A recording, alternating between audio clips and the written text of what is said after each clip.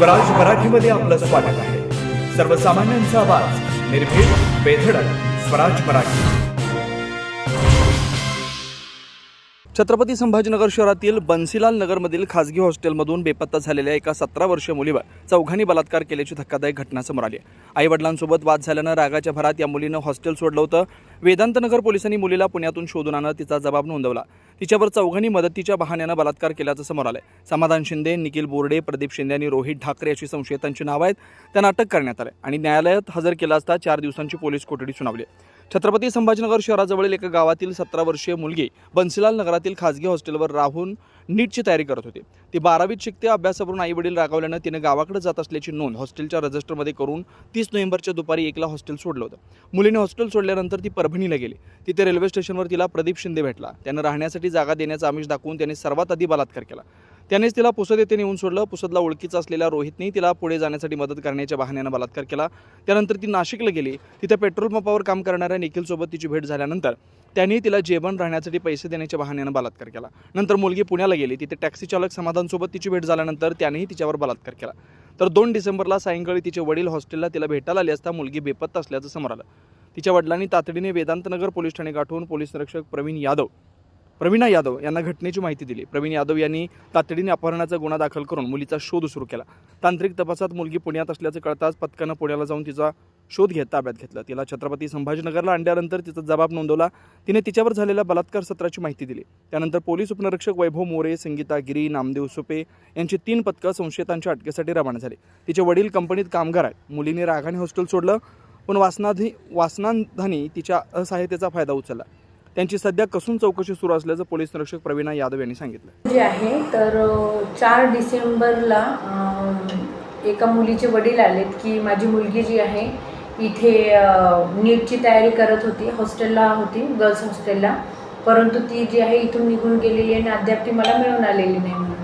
मग त्यावरून आम्ही जो आहे तर मुलगी कोणतरी अज्ञात व्यक्तीने घेऊन गेले असा गुन्हा दाखल केला आणि त्यावरून त्या मुलीचा शोध घेतला असता त्या मुलीकडे जो अगोदरचा नंबर होता तो नंबर बंद होता. तिने तो नवीन नंबर घेतल्याचं मग माहिती आम्ही काढली इकडून तिकडून आणि म्हणजे जिथून त्यांनी सिम वगैरे घेतलं त्या ठिकाणाहून आम्हाला थोडीशी माहिती मिळाली आणि त्या सिमला आम्ही ट्रेस केला तर फक्त एकदाच तो चालू झाला होता. त्याच्यानंतर तो सिम बंदच होता. मग त्यानंतर आम्ही त्याची CDR वगैरे काढल्यानंतर मला काही लोकांची ती जास्त कनेक्टेड होती याची थोडी माहिती मिळाली आणि त्यावरून थोडंसं आणखी आम्ही सर्च केला असता ती आणखी 2-3 ठिकाणी कुठे कुठे ती गेली आणि नंतर मग तिचा जो आहे 1-2 वेळेस म्हणजे तिने 1-2 ठिकाणी आणखी फोन नंबर चेंज केल्याचे मला जाणवले आणि मग जेव्हा मला जे दुसरे मिळत होते तर ते फोन नंबर्स मी जे आहे लोकेशनला वगैरे टाकून त्याचे मी हे काढलं तर मग मला पुण्याला सदरची मुलगी ही एक 8 दिवसांनी मिळून आली. पण त्या दरम्यानच जी आहे तर ती मिळाल्यानंतर तिचा जेव्हा मी जॉब वगैरे घेतला तर त्यावेळेस माझ्या लक्षात आलं की ती ज्या ठिकाणी गेली त्या ठिकाणी तिच्यासोबत जे आहे काही लोकांनी जे आहे तर अनैतिक संबंध ठेवले आणि तिच्यावर त्या पद्धतीने शारीरिक अत्याचार झाले. तर त्यामुळे सदर गुन्ह्यामध्ये मी जे आहे पोक्सो ॲक्टनुसार कलम सेक्शन्स वाढीव केले आणि त्यानुसार परत तपास केला असता सदरची मुलगी जी आहे पुसद यवतमाळ या ठिकाणी गेली. तिथे एका मुलाने रोहित ठाकरे नावाच्या मुलाने तिच्यावर अत्याचार केला. त्याच्यानंतर ती जी आहे नाशिकमध्ये मनमाड या ठिकाणी गेली तर त्या ठिकाणी निखिल गायडे म्हणून जो नावाचा मुलगा आहे त्याने तिच्यावर अत्याचार केला.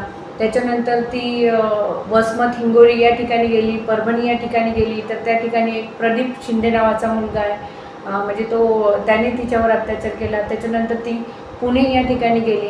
त्या ठिकाणी गेली असता समाधान शिंदे नावाच्या मुलाने तिच्यावर अत्याचार केल्याचे लक्षात आले.